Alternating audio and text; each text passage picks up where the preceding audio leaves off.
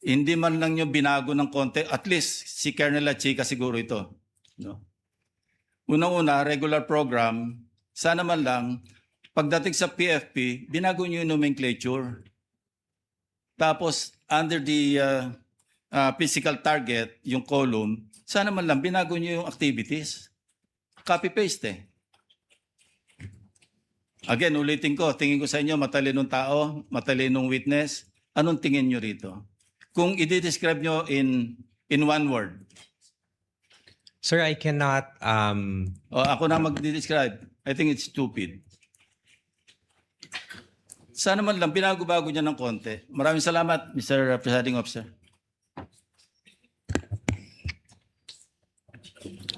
Next would be Senator Judge Padilla. Maraming salamat po, Ginoong Tagapamahalang Hukom. Meron lang po akong